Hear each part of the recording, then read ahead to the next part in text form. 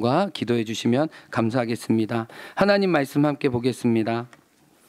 베드로전서 2장입니다. 베드로전서 2장 9절에서 10절까지입니다.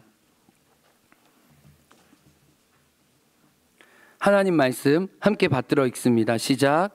그러나 너희는 택하신 족속이요 왕같은 제사장들이요 거룩한 나라요 그의 소유가 된 백성이니 이는 너희를 어두운 데서 불러내어 그의 기이한 빛에 들어가게 하신 이의 아름다운 덕을 선포하게 하려 하심이라.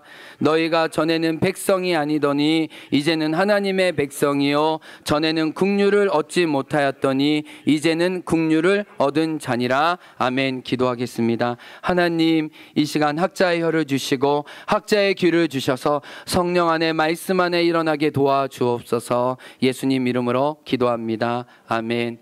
제가 행원에 온 지 아직 만 5년이 되지 않았습니다. 그러나 목회 사역을 돌아보면서 하나님이 왜 행원교회 가운데 당신의 은혜를 주실까? 부족한 걸음이지만 하나님이 우리에게 열린 문을 주셔서 사람도 붙여주시고 지역 사람도 섬기게 도와주시고 다음 세대가 주님을 만나는 일을 왜 허락해 주셨는가라고 생각할 때 제가 제주도 문화를 생각하지 않을 수 없었습니다. 이번 주에 한 목사님이 들락날락센터에 방문을 오셨는데 그 목사님은 제주에 5년 동안 섬기고 계셨지만 담임 목사로 가신 지 얼마 되지 않은 분이었어요. 근데 담임 목사로서 저와 고민을 나누다가 제주도의 독특한 그 존양 문화 맞나요? 그래서 교회가 돈은 많고 성도님들이 부자고 심지어 한 집에 자동차가 5개인데도 불구하고 하나님 나라를 위해서 선교를 위해서 누군가를 돕는 일을 위해서 아직 교회가 준비되지 않은 것들을 보면서 목사님이 고민을 하시더라고요. 하나님 나라를 위해서 반드시 우리의 재정과 가진 것들이 쏟아져야 되는데 성도님들이 어떻게 자기의 주신 것으로 하나님을 섬길지 이웃을 섬길지 하나님의 선교에 참여할 지 모른다는 거예요. 그래서 교회 재정이 부족한 게 아니라 하나님의 비전과 또 세상을 섬기고자 하는 그분들의 넉넉한 마음이 없는 것을 보면서 기도하게 된다고 얘기를 했어요.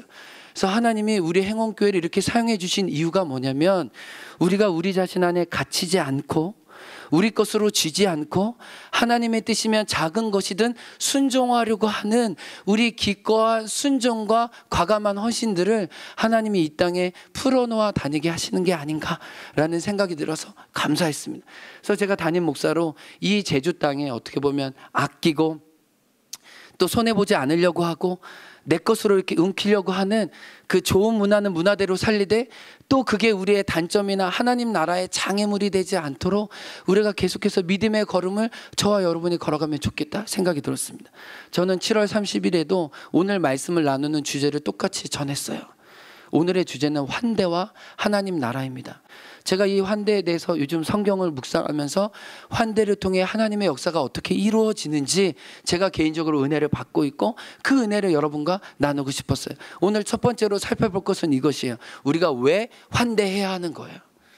성경적인 근거가 무엇인지 신학적인 이유가 무엇인지 알기 원했어요. 아니 환대의 삶 좋은 건 아는데 그 환대의 삶 안에 성경적인 가치가 무엇인지 알기 원했어요. 그 환대의 이유가 성경 신명기 24장 19절에서 21절 나옵니다. 우리 하나님 말씀 함께 앞에 화면 따라 읽어보도록 하겠습니다. 신명기 24장입니다. 시작. 내가 밭에서 곡식을 벨 때 그 한 뭇을 밭에 잃어버렸거든. 다시 가서 가져오지 말고 나그네와 고와 가부를 위하여 남겨두라. 그리하면 내 하나님 여호와께서 내 손으로 하는 모든 일에 복을 내리시리라. 내가 내 감람나무를 떤 후에 그 가지를 다시 살피지 말고 그 남은 것은 객과 고와 가부를 위하여 남겨두며 내가 내 포도원에 포도를 딴 후에 그 남은 것을 다시 따지 말고 객과 고와 가부를 위하여 남겨두라. 신명기 24장 말씀에 보면 하나님이 이상한 말씀을 얘기합니다. 너의 이삭과 너의 감람나무와 내 포도나무라고 분명히 그의 소유권을 인정해 주시면서 그러나 한편으로는 내가 너에게 준 이삭과 과일 이 모든 소산이 다 너의 것이 아니라 반드시 너에게 준 축복에는 다른 사람에게 흘러 흘러가야 할 하나님의 몫이, 이웃의 몫이 있다는 걸 주님은 분명히 말씀해 주셨어요. 우리가 환대 이유가 뭐냐면 하나님은 우리에게 축복을 주시고 쓸 것을 주실 때 우리의 필요만 채우시는 것이 아니라 다른 사람에게 흘러가고 유통돼야 될 것까지도 하나님은 더불어 같이 주신다는 거예요. 그래서 우리의 소득의 10분의 1, 11조를 드린다는 것은 그냥 10분의 하나를 하나님께 딱 떼어 드린다는 게 아니라 그 일은 대표예요. 가장 중요한 걸 첫소산을 드린다는 의미로 내 인생의 주인이 하나님임을 고백하면서 11조를 드리는 거예요. 그러면 10분의 9는 다 내 것이냐라는 게 아니에요. 오늘 말씀에 의하면 그 10분의 9 중에 반드시 나의 쓸 것과 내가 먹을 것과 내가 마실 것과 이웃에게 흘러가야 돼. 예수님의 기도처럼 우리의 기도를 통해 누군가 일용할 양식을 채우는 그 양식까지도 하나님 우리의 삶에 주셨다는 것을 말씀하고 있어요. 그래서 환대의 근거가 뭐냐면 하나님이 우리를 축복하시되 더 축복해 주기 원하시는데 우리의 몫에 이웃의 몫을 떼어 나누는 사람에게 하나님은 복을 더하신다는. 그래서 19절에 뭐라고 얘기하냐면 너가 그렇게 남에게 환대의 축복을 흘려보내면 너의 손으로 하는 일에 하나님이 복을 주시리라. 왜요? 너가 누군가 도움이 필요한 사람에게 하나님의 손이 되었기 때문에 이제 내가 너의 필요는 나의 손으로 너를 직접 돕겠다. 주님 뭐라면 내가 하는 모든 일에 복을 주시리라. 그러니까 환대의 정신을 살아내는 사람, 너의 몫에 하나님의 은혜의 몫이 있어서 이웃 가운데 흘려보내는 사람에게 하나님은 반드시 당신의 필요한 것을 채워주시는 약속을 오늘 주시는 거야. 근데 오늘날 우리는 이제 농사도 하지 않고, 농사하시는 분도 있지만 포도나무도 기르지 않고 지금 우리에게 곡식을 거두지 않지만, 그렇다면 이 환대의 정신을 어떻게 살아낼 수 있느냐는 거야. 특별히 우리가 이 환대의 정신을 오늘 우리의 물질 가운데, 우리의 재정 가운데 잘 실천하는 것이 이 세상에서 하나님 나라 백성으로 사는 게 너무너무 중요해요. 오늘 본문에 보면 주님이 뭐라고 그러냐면 이렇게 이삭을 남겨놓으라, 포도나무 다 따르지 마라, 올리브 열매 지나가는 과부가 먹게 하라, 기름 짜게 하라, 이렇게 이야기하고 난 다음에 앞뒤 구절에 뭐라고 그러냐면 너 기억해야 돼. 너가 이집트에선 종살이 했잖아. 근데 이젠 자유인이잖아. 하나님이 너에게 쓸 것을 주셨잖아. 그러면 너가 과거에 있었던 너처럼 어려운 형편에, 특별히 고아 나부네와 환난당하는 자들에게 그 쓸 것을 공급해 주라고 얘기하시는 거예요. 오늘 말씀에 베드로전서 2장 10절에 주님이 뭐라고 얘기하냐면 너희가 하나님의 백성이 아니었는데 이제는 하나님의 백성이지 않냐. 너희가 전에는 국류를 받지 못했지만 이제는 국류를 받고 있지 않느냐. 그러면 그분의 아름다운 덕을 선포하는데 그 선포는 이 세상 속의 선교이고 그 선교의 또 다른 옷은 환대라는 것을 성경은 이야기해주고 있어요. 그래서 역사 속에서 예수님도 그렇고 모든 초대교회인들은 하나님의 아름다운 덕을 선포할 때 선교의 이름으로 환대의 옷을 입고 세상 속에 나갔다는 것을 알려주고 있어요. 어제 저에게 은혜로운 간증이 왔어요. 여러분 혹시 아시는지 모르겠는데 우리 행원 땅에서 지냈던 우리 진경이라는 청년이 미국에서 영화 감독이 되기 위해서 열심히 공부하고 있어요. 근데 그 어머니도 이제 영성신학을 공부하기 위해서 신학교에서 공부하고 있는데 하나님의 은혜를 주셔서 정말 이 교감으로 은퇴하시고 난 다음에 미국에서 다시 언어 연수하시고 지금 영성신학 공부해서 지금 박사과정에 들어갔는데 남편분의 사업이 너무 어려워져서 정말 어렵게 돼서 감사하대. 해료 목사님, 남편이 주님께 돌아왔대. 너무너무 감사하대. 뭐 모든 게 감사해요. 근데 박사과정에 들어가야 되는데 등록금이 없는 거야. 입학금이 3천만 원이에요. 계속 기도만 하고 하나님이 원하셔서 하나님 입학해서 이제 박사과정까지 됐는데 하나님 등록금과 이 입학금을 어떻게 해야, 그냥 기도만 하고 있었대요. 근데 어제 간증해 오시기를 친구가 자기만 아는 돈이 있었는데, 그 돈이 중요해요. 자기만 아는 3천만 원이 있었는데 그 해료 목자님을 위해서 기도를 시키시더래요. 그 간절히 기도하는데 너만 아는 그 3천만 원을 그 친구에게 떼어주라는 하나님의 마음을 주셨다는 거야. 30도 아니고 300도 아니고 3천. 친구가 이 마음에 감동을 두고 1시간 동안 기도했다는 거야. 하나님, 제가 지금 들은 하나님의 말씀이 지금 맞는 거예요. 하나님 왜 갑자기 아무도 모르는 그 3천만 원을 생각나게 하셔서 왜 친구를 위해 기도하게 하십니까? 근데 말씀을 보는데 마태복음 21장에 풀어놓아 다니게 하라. 어린 나귀 새끼를 주님을 위해 풀어놓게 하라 라는 말씀을 들으면서 그 말씀을 읽고 1시간 기도하고 해료 목자님에게 그 3천만 원을 흘려보냈다는 거예요. 그리고 저희가 간증, 목사님 저 이제 미국에서 공부하게 됐어요. 할렐루야, 하나님을 찬양합니다. 그러니까 여러분 우리 삶에 여러분 너무 3천만 원에 거기에 생각하지 마시고 우리 삶에 우리에게 주신 소득에는 반드시 이웃에게 또 이 땅에 민망하고 아픈 사람에게 흘러갈 은혜가 있다는 거예요. 근데 어느 때는 내가 그 환대를 받고 또 어느 때는 그 환대를 흘려보내고 누리면서 우리는 오고 가는 것 속에 하나님의 은혜를 실질적으로 우리 삶에 누리게 되어 있다는 거예요. 여러분 근데 진짜 이 맛을 한번 알잖아요. 그럼 이 맛을 모를 때와 삶이 달라요. 하나님 나라의 유통에 참여하는 기쁨 우리가 한번 알아버리잖아요. 그러면 내가 지금 심고 이것을 거두게 하시고 이 거둔 것들이 30배, 60배 자라나게 하신 하나님의 큰 섭리를 볼 때요, 우리가 이거에 안 참여하는 게 손해예요. 저는 이 기쁨과 감격이 저와 여러분의 삶에 계속되기 원해요. 그래서 여러분의 이삭이 여러분에게만 다 걷어지는 게 아니라 레위기 19장에 보면 이삭의 모퉁이는 두라고 하거든요. 그래서 여러분의 소득의 몇 분의 몇은 이웃을 위해 흘려보내세요. 그럼 어느 순간 하나님이 필요한 여러분의 손에 하는 일에 축복해 주시는 거 여러분이 간증하고 고백하고 그 순환이 여러분의 가정과 교회를 통해 흘러가기 원해요. 부족하지만 제가 한국교회 와서 하려고 했던 건 이 사랑의 유통이에요. 이 사랑의 환대예요. 이 땅을 축복하고 필요한 것을 나누면서 우리를 통해 이 행운과 제주와 구자업이 하나님 나라의 아름다운 유통이 수많은 사람들이 오고 가면서 그 은혜를 누리기 원했고, 여러분 그 열매를 우리가 지금 누리고 있잖아요. 이게 뭐예요? 그 순환을 계속하라고 그 열린 문을 내어주시는 거예요. 근데 우리가 교회적으로도 고민해 봐야 될 게 뭐냐면은, 제가 행원교회 처음 왔을 때 어떤 목회적인 고민이 있었냐면, 하나님 이제 행원교회가 거의 70년이 돼가는데 하나님 이 마을과 지역을 위한 교회가 되기 원합니다.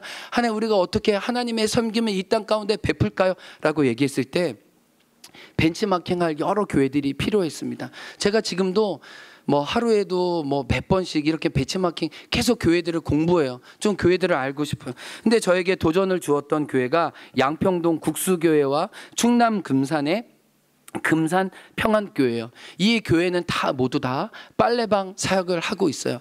빨래방 사역이 굉장히 커져서 지역사회를 효과적으로 돕고 있는데, 이게 우리가 환대를 교회적으로 베풀 때도 그 마을의 어르신들이나 그 독거노인들이 무엇이 필요한지를 아는 게 중요하다. 이 두 교회 모두 다 처음에는 김장 사역을 했어요. 그래서 겨울이 되면 어른들에게 김장을 담아서 다 나눠드렸는데, 한 해 두 해 이렇게 계속 목사님이 여전도회 분들과 어르신들을 찾아가면서 나눠주는데, 김장을 나눌 때마다 그분들이 좋아하지 않고 이렇게 환영받는 느낌이 아니라 쭈뼛쭈뼛하고 머뭇거리는 모습을 보면서 목사님이 왜 김치를 드렸는데 안 좋아하세요? 어느 날 한 어르신에게 물어봤다는 거야. 근데 그 어르신이 냉장고를 열어주면서 냉장고에 복지관에서 마을에서 여러분들이 갖다 준 김치로 가득 차 있는 냉장고를 보여주는 거예요. 그러면서 이 김치를 어떻게 다 한 해 동안 먹나 고민하고 있는데, 교회에서 맛있는 김치라고 몇 부대나 갔다 오니까 이분이 이게 환영으로 받아지는 게 아니라, 나 김치만 먹다가 죽겠네. 김치 말고 좀 제발 다른 것 좀 갖다 주지라는 이 마음의 열망이 있어서 목사님이 물어보니까 그때서야 저는 김치가 필요하지 않아요. 이제 교회에서 김치 안 갖다 주셔도 됩니다라는 얘기에 이 목사님이 충격을 받은 거예요. 우리는 그분이 필요한 줄 알아서 김치를 주려고 했는데 그분은 김치 노. 그래서 목사님이 그때 처음으로 물어봤다는 거예요. 어르신, 우리 교회가 진짜 어르신과 함께 하고 싶은데 무엇을 도와드릴까요? 라고 물었을 때 그 어르신이 자기가 덮고 있는 이불을 빨아달라고 얘기를 한 거예요. 겨울인데 이 이불이 너무 덥고 먼지가 많고 잘 이렇게 때 묻은 게 많은데, 혹시 이 김치 가져가 주시고 대신 이 이불 빨아 주셔서 건조해 주셔서 우리 갖다 주시면은 내가 좀 편하게 잠들 수 있을 것 같다.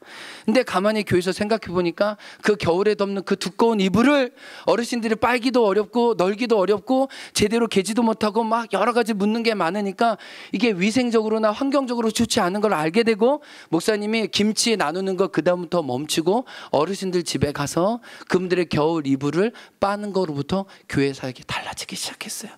그래서 마을 어르신들 집마다 계절별로 가장 또 중요한 순위대로 우선순위를 먹여서 빨래를 대신 갖고 와서 교회에서 빨래를 하고 또 필요한 대로 그분에게 갖다 드리는 빨래방 사역이 이 국수교회와 금산평안교회 시작하게 됐어요. 그리고 세상에서 감동을 받아서 공동모금기금에서 이 마을 빨래를 감당할 수 있는 빨래차까지도 기증해줘서 지역사회에 빨래가 필요한 분들에게 교회가 섬길 수 있는 은혜가 있었다는 거예요. 그러니까 우리가 그리스도의 정신으로 우리의 것을 이웃에게 나눌 때도 교회적으로도 마찬가지라는 거예요.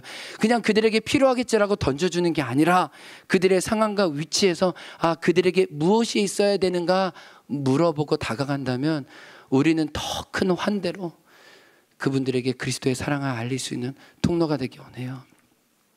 다음 주에도 나누겠지만 우리는 들락날락 센터를 통해 이 지역의 필요를 감당하기 원해요. 근데 여러분에게 한 가지 또 기도 부탁을 합니다. 저도 이번 주에 들락날락 센터 수목금 계속 있었는데 이제는 우리 교회 성도들보다 우리가 모르는 이 지역에서 찾아오신 분들이 많아요. 근데 저희가 아이들이 너무 놀다 보니까 배고프니까 이제 핫도그와 와플과 음료 이 세 가지는 팔거든요. 근데 남는 게 하나도 없어. 핫도그 700원이고 와플 500원에 팔아. 이게 뭐 남는 장사입니까? 뭐 망해요, 망해. 하나님이 필요한 걸 공급해 주시기 원하는데 지금 보니까 밑에서 아이들도 오고 막 위에서도 막 와플 데워주고 막 음료 데워주니까 진짜 저희 성도님에게 미안하고 죄송하기도 한데 진짜 수많은 자원봉사자가 필요해요. 막 밑에서는 애들 오지 막 위에서는 와플 구워달라고 하지 막 또 설거지해야지 막 정신이 없어요 지금. 그래서 우리 교회 성도님들 많이 지금 애쓰시고 힘쓰셨지만 일주일에 1시간이라도 여러분 시간 내주셔서 애들 와플도 구워주시고 핫도그도 구워주셔서 하나님의 아름다운 순환들이 일어나도록, 그래서 우리가 이 지역사회에 필요한 도움을 통해 우리 뒤에 계신 하나님의 아름다운 환대의 정신이 드러나게 축복합니다. 이미 잘해주고 계세요. 이미 고마워요. 그런 걸음을 우리가 계속해서 하나님 마음 갖고 가기 원해요. 왜요? 우리에게 주신 축복에는 반드시 우리만의 축복이 아니라 흘러가야 될 은혜까지도 더불어 주셨기 때문이에요. 그런데 제가 말씀을 공부하고 연구하면서 하나님은 이 환대를 통해 지금 여기서 하나님의 나라를 누리게 하신다는 것을 또 제가 믿고 확신하게 되면서 감사하게 됐어요. 제가 요한복음을 묵상하고 있는데 요한복음은 처음부터 끝까지 다 환대의 언어로 채워져 있어요. 중동 문화에 보면 이 포도주를 대접하는 것도 환대의 문화고, 나그네에게 물을 대접하는 것도 환대의 문화고, 나그네에게 집 거처를 내어주는 것도, 또 나그네와 친구가 되는 것도 다 환대의 문화 속에 이루어진 건데, 실은 요한복음 자체가 예수님의 환대를 통해서 사람들을 세우시고 하나님의 나라가 그들 관계 안에 이루어졌다는 것을 보여주는 본문이 환대더라고요. 요한복음이더라고요. 근데 요한복음 2장에서는 예수님은 물을 포도주로 만드시면서 누군가에게 환대를 베푸셨다면, 요한복음 4장에서는 한 여인에게 환대를 받으심으로 그 여인과 관계를 시작하시고 그 여인에게 자기 자신을 계시하시고 하나님의 나라가 그 마음으로부터 그 동네 가운데 시작될 수 있도록 하나님의 은혜의 물결을 내려주셨다는 것을 요한복음은 증거하고 있어요. 그러면서 우리는 환대를 받든지 환대를 베푼든지 하면서 하나님의 나라를 지금 여기 가운데 누리는 아주 세상에 알지 못하는 신비를 우리는 경험한 사람들이고, 이 신비를 아직 맛보지 못한 사람에게 이 신비의 세계를 초대할 수 있는 그 초대장을 우리 교회와 공동체가 가졌다는 것을 생각하게 됐어요. 그러면서 제가 여러분에게 이야기하고 싶은 게 뭐였냐면, 우리가 7월 30일과 31일에 했던 이 워터파크가 도대체 이 지역과 우리 안에 또 섬기러 온 사람들에게 어떻게 이 환대가 하나님의 은혜를 경험하게 했는지 꼭 나누고 싶었어요. 그래야 이 확신이 있어요. 우리가 지치지 않고, 지쳐도 다시 일어나서 이 걸음을 걸어갈 수 있을 거 아니에요. 제가 그래서 많은 청년들의 소감문과 인터뷰를 통해 그들의 은혜를 받았습니다. 워터파크를 섬기고 한 서로교회 임소현 자매님이라고 있는데, 워터파크 끝나고 첫째 날 이 오픈 모임을 통해서 소현 자매가 자기 간증을 이야기하는데, 임소현 자매는 오랜 시간 방황을 했다는 거예요. 그리고 다시 주님께 돌아오게 됐는데, 주님께 돌아오게 된 계기가 뭔지를 생각해 보니까 자기도 믿음의 1세대였는데 아무도 자기 주변에 예수님 믿지 않았는데 교회 선생님이 주일마다 자기를 불러가지고 또 말씀도 가르쳐주고 재밌게 놀아주고 시간도 보내면서 그 선생님이 자기의 영적 어미와 아버지가 되었고, 한때는 방황했지만 20대가 되어서 그 선생님이 나에게 심겨준 말씀과 사랑이 수분이 되어서 다시 주님께 돌아오게 되었다는 거예요. 근데 행원교회 워터파크를 통해서 많은 믿음의 1세대들이 마음을 열고 주님께 나온다는 이야기를 들으면서 자기도 부담감을 갖게 됐고, 마음껏 하루 동안 놀면서 자기가 받았던 20년 전에 그 사랑을 이 아이들에게 다시 환대를 통해 드러날 수 있는 축복이 너무 감사하고, 내가 그때는 아무것도 모르고 지금 받아서 그때 선생님의 은혜를 기억했던 것처럼 훗날 이 아이들도 자기와 함께 즐겁게 노는 시간이 왜 선생님이 육지에 와서 나에게 그런 시간을 보내주는지 깨달아 알게 되면 그들도 하나님을 향해서 더 가까이 나올 수 있게, 이런 소망이 들면서 막 간증을 나누면서 울더라고요. 근데 이 소현자매가 소감문에서 이렇게 얘기를 했습니다. 먼저 제주에 도착한 후 본격적인 사역이 시작하기 전에 행원교회 목사님이 이 오리엔테이션을 해주셨는데, 요한 목사님께서 어느 강렬하게 행복했던 순간은 평생토록 마음속에 간직되고 힘든 순간에 재생되어진다는 말씀을 해주셨습니다. 이 시간 아이들에게 행복한 기억으로 평생 마음에 간직되는 소중한 선물이 될 수 있다는 점을 제가 깨달았습니다. 워터파크 사역은 단순히 물놀이가 아니었고 사랑의 유통자로서 아이들 마음밭에 씨를 뿌리는 일임을 현장에서 느끼게 되었습니다 라고 얘기했다는 거예요. 근데 이 소현자매가 무슨 얘기를 하냐면 자기의 교만이 깨졌다는 거예요. 내가 섬기러 왔으니까 줘야지, 너네는 받아야 되는 사람이라고 생각했는데 그게 아니었다는 거예요. 아이들과 눈을 마주치고 그들의 이름을 물어보고 미끄럼틀을 태워주고 안아주었을 때 이 아이들이 저에게 보내준 웃음은 마치 천사들의 순결한 웃음과도 같았습니다. 그래서 뭐라고 얘기하냐면 아이들의 행복한 웃음을 통하여 저를 안아주고 계시는 따뜻한 하나님의 사랑을 느낄 수 있었습니다. 그 아이들의 그 해맑고 순진한 그 따뜻함과 그 미소들이 자기를 살렸다고 고백을 하는 거예요. 워터파크 풀장에서 주위를 둘러보니 제 주위에는 수많은 소중한 동역자들이 첨벙첨벙 몸을 사리지 않고 아이들과 놀아주고 있었습니다. 마치 이 장면이 하나님을 향한 격렬하고도 아름다운 예배의 몸짓과도 같았습니다 라고 얘기하는 거예요. 여러분, 예배는 이 자리뿐만 아니라 워터파크 안에도 낯선 사람들과 함께 물놀이하는 그 과정에도 하나님이 기꺼이 받으신다는 것을 이 청년의 믿음의 고백을 통해 우리에게 확인시켜 주시는 거예요. 꿈꾸는 교회 이 배태섭 형제가 있었어요. 제가 물어봤어요. 행원교회에서 가장 기억 남는 장면이 뭐냐고 하니까, 우리가 이제 송다 태풍 때문에 둘째 날 생각보다 1시간 반 일찍 닫았잖아요. 일찍 닫고 이거 다 정리하고 난 다음에 화장실에 가는데 자기랑 놀았던 친구에게 너 뭐가 제일 재밌었어? 라고 얘기하는데 그 친구가 이 워터파크가 너무 재밌고 행복해서 선생님 내년에 안 오면 섭섭하고 미워할 거야 라고 얘기를 하는데, 이 아이가 이렇게 나에게 마음을 주고 관심을 주고 나를 그리워해 주는구나. 그리고 심지어 3년 전에 워터파크 했을 때 막 예우 이래가 다시 막 청년 선생님들 기억해 주는 걸 통해서 이 짧은 이틀의 만남이 3년이 지나도 아이들에게 기억되는 걸 보면서 아, 아이들은 정주고 마음을 주는구나. 이 워터파크 사역은 나의 이름을 부르는 그 하나님의 음성을 아이를 통해 확인하게 되는구나라고 청년들이 되게 오히려 더 격려를 얻었다고 저에게 한결같이 고백을 해 주었어요. 그리고 아이들이 이랬대요. 내년에 안 오면 선생님 혼내줄 거라고. 내년에 꼭 와야 된다고. 근데 아이들은 분명히 기억하고 선생님 왔으면 환영해 줄 거예요. 근데 저에게 가장 큰 울림을 주었던 고백이 박연수 자매님이었는데, 이 박연수 자매님은 진짜 체격도 있고 좀 힘도 있는 자매인데, 이 삐에로가 이제 굉장히 한 30m 높이 정도 되는데 애들이 내려갈 때 스피드 있게 내려가려면 위에서 손으로나 발로나 밀어줘야 돼요. 이게 근데 굉장히 격한 사역이거든요. 굉장히 힘을 다한 사역인데 이 자매가 정말 몸을 부스러지도록 놀아주고 있더라고요.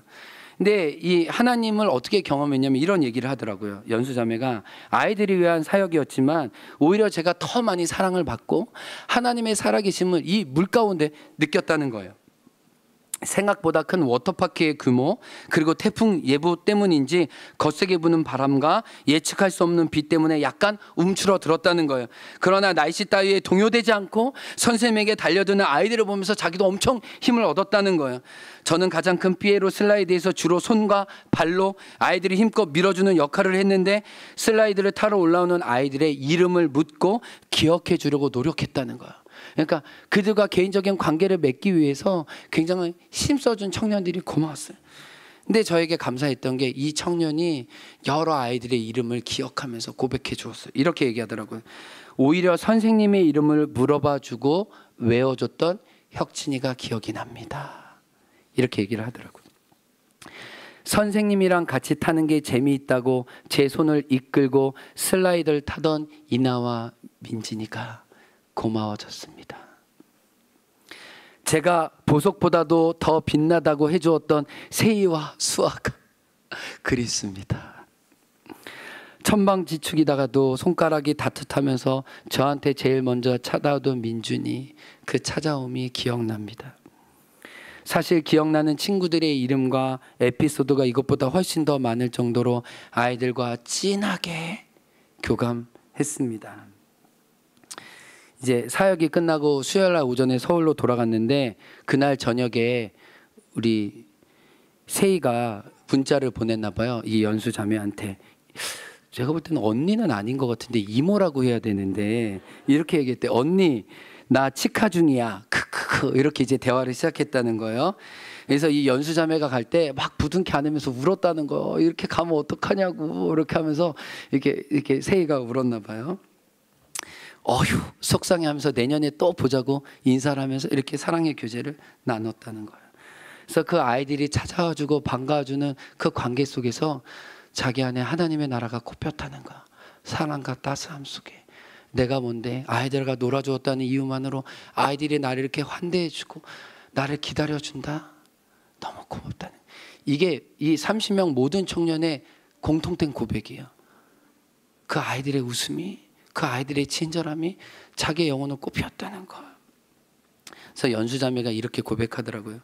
언니 오빠들이 먼 서울에서 봉사를 하기 위해 재정과 시간을 투자할 수 있었던 계기와 이유를 아이들이 지금 당장 깨달을 수는 없겠지만, 이 제주 사역이 오래도록 전승되어서 아이들이 언니 오빠 그때 몸 부서져라 우리랑 놀아주던 이유를 이제서야 알게 되었어라는 고백을 그들도 언젠가 하기 원합니다 라고요.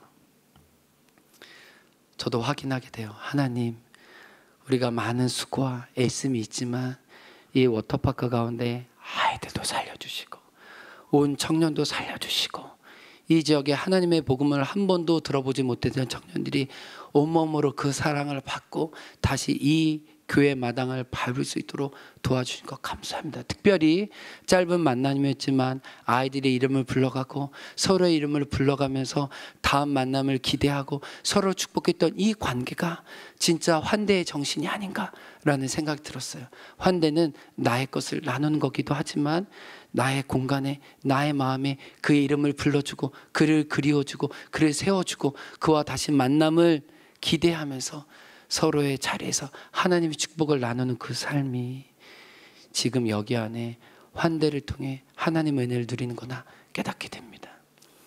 하나님은 환대를 통해 저와 여러분에게 그 나라를 선물로 주십니다.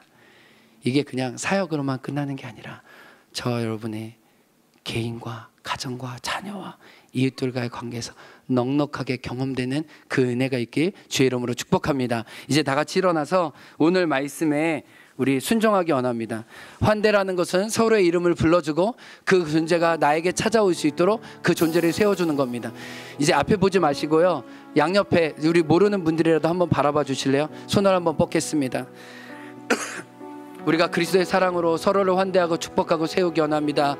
하나님 사랑의 눈으로 너를 어느 때나 바라보시고 하나님 인자하기로서 언제나 너에게 기울이십니다. 그 환대를 저와 여러분이 함께 누리고 살아드린 하나님 자녀 되기 원합니다. 축복할까요? 하나님 사랑의 눈으로 하나님